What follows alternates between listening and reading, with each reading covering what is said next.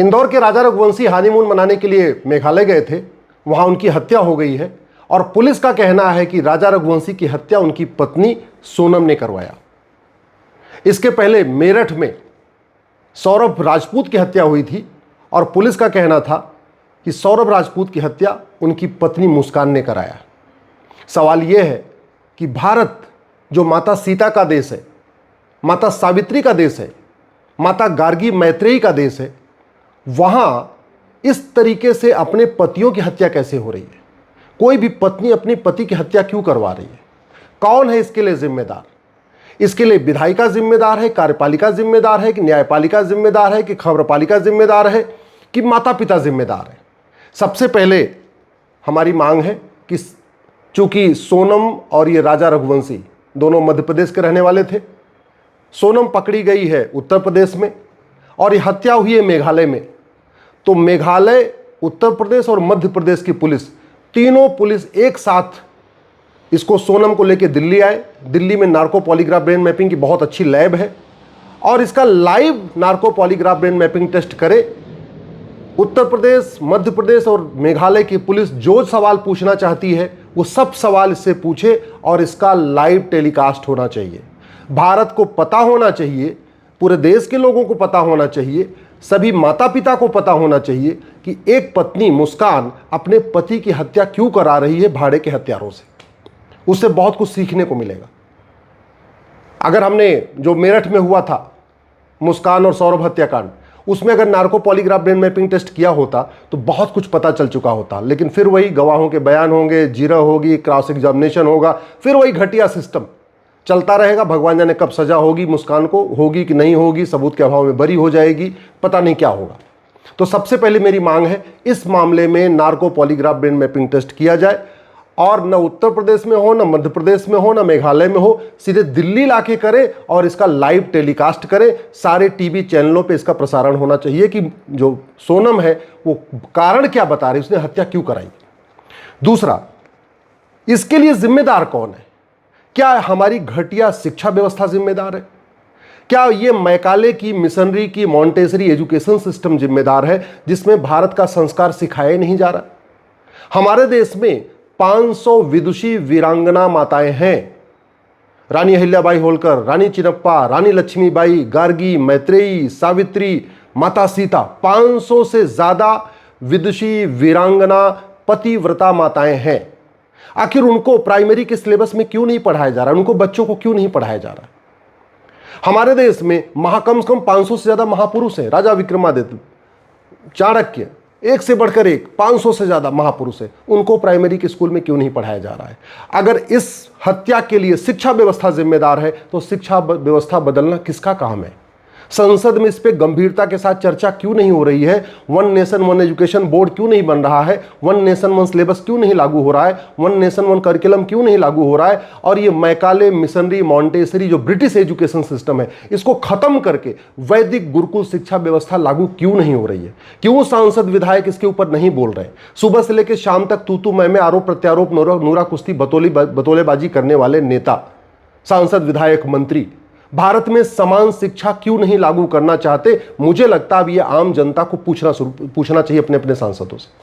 अगर इस हत्या के लिए घटिया फिल्में जिम्मेदार हैं, घटिया वेब सीरीज जिम्मेदार है, घटिया सीरियल जिम्मेदार है, नग्नता जिम्मेदार है, फुहड़ता जिम्मेदार है, घटिया लिटरेचर जिम्मेदार है, तो ऐसे जो निर्माता, निर्देशक हैं उनके खिलाफ आज तक क्या कार्रवाई हुई? क्यों हम नग्नता और फुहड़ता के कंट्रोल करने के लिए एक कठोर कानून क्यों नहीं बना रहे? हम भारत को अमेरिका, यूरोप क्यों बनाना चाहते हैं? ये भारत का संविधान भारत को रक्षा के लिए बना है, भारत की संस्कृति की रक्षा के लिए, भारत की परंपरा की रक्षा की बात करता है, भारत की समृद्धि की बात करता है। हम क्यों भारत को अमेरिका या यूरोप बनाना चाहते हैं? क्यों हम भारत को नग्न और अश्लील बनाना चाहते हैं? इस हत्या के लिए अगर ड्रग्स जिम्मेदार है, अगर इस हत्या के लिए हुक्का बार, बियर बार, डांस बार का कल्चर जिम्मेदार है, अगर इस हुक्का के लिए जो ये चरस बिक रही है, अफीम बिक रही है, गांजा बिक रही है, अब ये तो narco polygraph brain mapping test के बाद ही पता चलेगा, तो नशा नियंत्रण करने के लिए हम कठोर कानून क्यों नहीं बना रहे? क्यों हम नशा तस्करों की 100% संपत्ति जब्त करने, नागरिकता खत्म करने, उनको आजीवन कारावास, फांसी देने के लिए कानून बना रहे? सरकार हुक्का बार, बियर बार, डांस बार का लाइसेंस क्यों दे रही है? संविधान की शपथ लेने वाले एक बार आर्टिकल 47 पढ़ तो लें। आर्टिकल 47 कहता है नशाबंदी, शराबबंदी होनी चाहिए। ये हुक्का बार, बियर बार, डांस बार से नेताओं की जेब तो भर रही है, अधिकारियों की जेब तो भर रही है। जो लोग ऐसा कारोबार कर रहे हैं वो तो मालामाल हो रहे हैं, लेकिन भारत की संस्कृति कहां जा रही है? भारत की परंपरा कहां जा रही है? कभी सोचा आपने? इसके ऊपर सवाल होना चाहिए। इस घटिया ये जो हत्या हुई है, अगर इसके लिए हमारा जुडिशियल सिस्टम जिम्मेदार है तो उस पर भी चर्चा होनी चाहिए। आखिर सुप्रीम कोर्ट के जजों ने लिव इन रिलेशन को मान्यता क्यों दिया? सुप्रीम कोर्ट के जजों ने मैरिटल रेप के ऊपर चर्चा करना क्यों शुरू किया? सुप्रीम कोर्ट के जजों ने समलैंगिकता को बढ़ाने का प्रयास क्यों किया? भारत का संविधान भारत की संस्कृति की रक्षा के लिए है या अमेरिकन कल्चर को प्रमोट करने के लिए या यूरोपियन कल्चर को प्रमोट करने के लिए? भारत का संविधान भगवान रामकृष्ण हमारे महापुरुष है राजा विक्रमादित्य चाणक्य, उनकी परंपरा को आगे बढ़ाने के लिए है या अमेरिका और यूरोप की परंपरा को आगे बढ़ाने के लिए? सच्चाई तो यह है, ये जो कुछ भारत में चल रहा है इसके लिए चारों स्तंभ जिम्मेदार हैं। सुप्रीम कोर्ट इसलिए जिम्मेदार है कि सुप्रीम कोर्ट ह्यूमन राइट के नाम पे, फ्रीडम के नाम पे सारी फ्रीडम को मान्यता दे रहा है। फ्रीडम ऑफ स्पीच के नाम पे इस घटिया स्टैंड अप कॉमेडी को मान्यता दे रहा है। Supreme court freedom of speech के नाम पे जिस तरीके से अश्लीलता और फुहड़ता स्टैंड अप कॉमेडी के नाम पे हो रही है उसको मान्यता दे रहा है। सुप्रीम कोर्ट घटिया फिल्मों को मान्यता दे रहा है, घटिया वेब सीरीज को मान्यता दे रहा है, घटिया जो नाटक खेले जा रहे हैं उनको मान्यता दे रहा है, घटिया लिटरेचर को मान्यता दे रहा है। और किस नाम पे दे रहा है? फ्रीडम ऑफ एक्सप्रेशन के नाम पे। तो कहीं ना कहीं ये समाज में नग्नता, अश्लीलता बढ़ रही है, उसके लिए सुप्रीम कोर्ट भी जिम्मेदार है। इसके लिए सरकार भी जिम्मेदार है, जिसने आज तक नशा नियंत्रण, अश्लीलता नियंत्रण, फुहड़ता नियंत्रण, जो घटिया कानून चल रहे हैं उसको बदला ही नहीं और अच्छा कानून बनाया नहीं।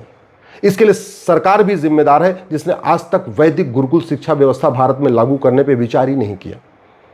और ये जो भारत में अश्लीलता बढ़ रही है, सब कुछ बढ़ रहा है, इसके लिए खबर पालिका भी जिम्मेदार है। शाम को तू मैं आरोप प्रत्यारोप, हर चैनल पे 3-4 डिबेट होती है। आप शाम को 5 से लेके 6, 6 से लेके 7, 7 से लेके 8, 8 से 9 को देख दिए। शाम को 5 बजे से रात 10 बजे तक सारे चैनलों पे कुछ न कुछ डिबेट होती है। लेकिन भारत की संस्कृति क्यों डूब रही है, भारत की परंपरा क्यों डूब रही है, इस पे न किसी को बुलाते हैं न कभी चर्चा करते हैं। अगर को एजुकेशन सिस्टम गड़बड़ है, को एजुकेशन सिस्टम हमारे संस्कृति के हिसाब से मैच नहीं कर रहा है, तो हम क्यों को एजुकेशन सिस्टम को प्रमोट कर रहे हैं? अरे हम लड़कियों के लिए अलग यूनिवर्सिटी कॉलेज बनाए, लड़कों के लिए अलग यूनिवर्सिटी कॉलेज बनाए, लड़कों के लिए अलग स्कूल बनाए, लड़कियों के लिए अलग स्कूल बनाए। अगर ये प्रॉब्लम है, तो अगर ये को एजुकेशन सिस्टम से प्रॉब्लम आ रही है तो हम उस पर ध्यान दें। अगर हमारा सिलेबस करिकुलम गड़बड़ है तो हम उसको बदलें। और इसके लिए समाज भी जिम्मेदार है। हम अपने सारे संस्कारों को भूल गए। 16 संस्कार होते थे, भूल गए। मंदिर जाना भूल गए, कथा में परिवार सहित जाते थे, भूल गए।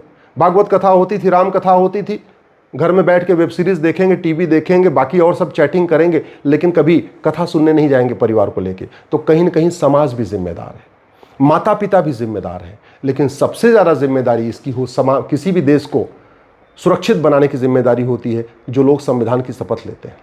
अल्टीमेटली सांसद, विधायक, मंत्री और जज संविधान की शपथ लेते हैं कि हम भारत की संस्कृति मजबूत करेंगे, भारत की परंपरा मजबूत करेंगे, भारत का ज्ञान विज्ञान मजबूत करेंगे। और किया क्या? पहले वाले आईपीसी में एक प्रावधान था कि अगर व्यभिचार कोई करेगा, कोई पत्नी अगर किसी और से संबंध बनाएगी तो पति उसको तलाक भी दे सकता है और उसको उसमें अपराध भी था, सजा भी हो सकती है। सुप्रीम कोर्ट ने हटा दिया, ये कह के हटा दिया कि पत्नी भी 18 साल से ऊपर है और पति उसको कंट्रोल ही नहीं कर सकता। मतलब इतनी बड़ी बेशर्मी, इतना घटिया जजमेंट कि सुप्रीम कोर्ट व्यभिचार को मान्यता दे रहा है। किसी पति के सामने उसकी पत्नी किसी और से संबंध बना ले और वो पति बेचारा पुलिस में, थाने में रिपोर्ट भी दर्ज नहीं करा सकता। क्यों? क्योंकि व्यभिचार करना अपराध नहीं है। अरे व्यभिचार तो सबके लिए अपराध होना चाहिए। पति अगर किसी और से महिला से संबंध बनाए तो भी अपराध होना चाहिए, और पत्नी अगर किसी और पुरुष से संबंध बनाए तो भी अपराध होना चाहिए। पति पत्नी का रिश्ता चलेगा कैसे आगे? लेकिन सुप्रीम कोर्ट वो अमेरिकन कॉन्सेप्ट देख रहा है, इंग्लैंड का कॉन्सेप्ट देख रहा है, विदेशों में क्या चल रहा है। सुप्रीम कोर्ट की सबसे बड़ी दिक्कत यही है, फैसला करते हैं भारत के लिए, फैसला करते हैं भारत की स्थितियों को देखते हुए, लेकिन जजमेंट पढ़ते हैं अमेरिका का और इंग्लैंड का और यूरोप का। ये सबसे बड़ी गलती हो रही है। भारत में शादी विवाह कोई कॉन्टेक्ट नहीं है कि हम अरब का जजमेंट उठा के पढ़ें। भारत में शादी विवाह कोई मौज मस्ती के लिए नहीं किया जाता कि हम अमेरिका और इंग्लैंड का जजमेंट उठा के पढ़ें। पूरी दुनिया में विवाह संस्कार केवल भारत में है, फिर हम अमेरिका और इंग्लैंड का हवाला क्यों दे रहे हैं? अमेरिका और इंग्लैंड का जजमेंट क्यों देख रहे? यहां पे बिन ब्याही मां को मान्यता सुप्रीम कोर्ट दे रहा है, बिन ब्याहे पैदा हुए बच्चों को मान्यता सुप्रीम कोर्ट में दे रहा है, अश्लीलता को मान्यता सुप्रीम कोर्ट दे रहा है, फुहड़ता को मान्यता सुप्रीम कोर्ट दे रहा है, व्याभिचार को मान्यता सुप्रीम कोर्ट दे रहा है, समलैंगिकता को मान्यता सुप्रीम कोर्ट दे रहा है। मुझे समझ में नहीं आ रहा है ये सुप्रीम कोर्ट के जजों को क्या हो गया है, क्यों वो भारत को बर्बाद करना चाहते हैं? और सुप्रीम कोर्ट के जज तो जो कर ही रहे हैं, बर्बाद कर रहे हैं। सरकार क्या कर रही है? सरकार ऐसे विषयों पे संसद में चर्चा क्यों नहीं करा रही है? सरकार अगर अभी ये जो घटना हुई है, और एक घटना नहीं पूरी सीरीज है, ये तो कुछ घटनाएं मीडिया में आ जा रही हैं तो पता चल जा रहा है। मेरठ में जो सौरभ हत्याकांड हुआ, मुस्कान वाला सामने आ गया तो पता चल गया। नीले ड्रम पे खूब मीम बने, नीले ड्रम के ऊपर खूब कहानियां बनी, मतलब दुनिया भर की चीजें। और इसके लिए विधायिका, कार्यपालिका, न्यायपालिका, खबर पालिका के अलावा ये जो सोशल मीडिया के इन्फ्लुएंसर हैं, ये भी जिम्मेदार हैं।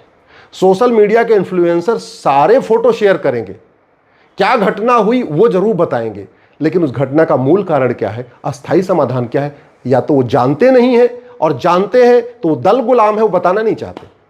मैं देख रहा हूं सुबह से लेकर शाम तक मुस्कान साहिल वाला आया, खूब नीले ड्रम की चर्चा हुई, लेकिन किसी ने ये नहीं कहा कि ये नीला ड्रम जो कल्चर चल रहा है ये रुकेगा कैसे।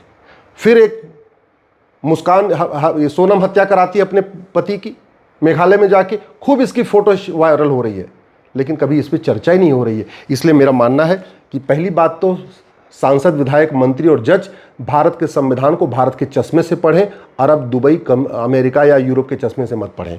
दूसरा, narco polygraph brain mapping test अनिवार्य करें, भारत में जस्टिस विद इन ईयर लागू करें, कानून का खौफ होगा तब ये हत्याएं रुकेगी। तीसरा, भारत में एजुकेशन सिस्टम को बदले। ये जो 65 एजुकेशन बोर्ड बने हैं, 65 तरीके के सिलेबस चल रहे हैं, 65 तरीके के करिकुलम चल रहे हैं, इन सबको खत्म करें। ये जो मैकाले, मिशनरी और ये जो मदरसा और मॉन्टेसरी एजुकेशन सिस्टम चल रहा है, जो ब्रिटिश एजुकेशन सिस्टम चल रहा है, इसको खत्म करें। 10वीं तक यूनिफॉर्म एजुकेशन सिस्टम लागू करें और वैदिक गुरुकुल व्यवस्था लागू करें। और ये जो भारतीय न्याय संहिता है इसको बदल के 1 नेशन 1 पिनल कोड लागू करें।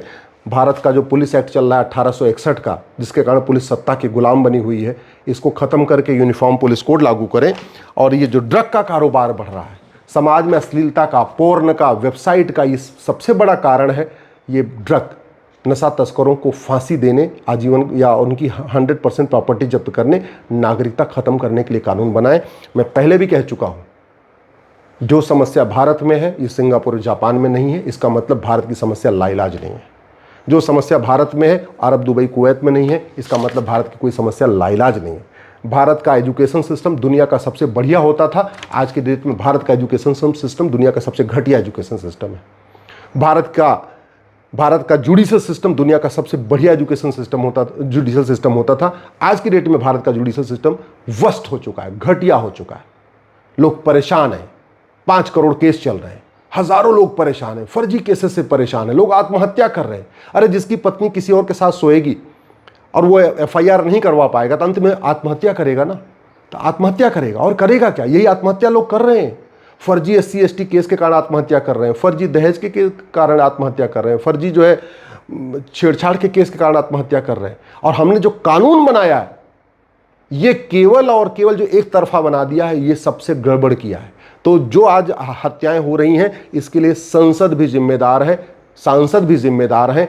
मैं फिर से मांग कर रहा हूं, जेंडर न्यूट्रल कानून बनाइए, रिलीजन न्यूट्रल, कास्ट न्यूट्रल और जेंडर न्यूट्रल कानून बनाइए। अगर equality before law, equal protection of law है तो सबको इक्वल प्रोटेक्शन दीजिए। न जाति के आधार पे कानून बनाइए, न लिंग के आधार पे कानून बनाइए, न भाषा के आधार पे कानून बनाइए, न क्षेत्र के आधार पे कानून बनाइए।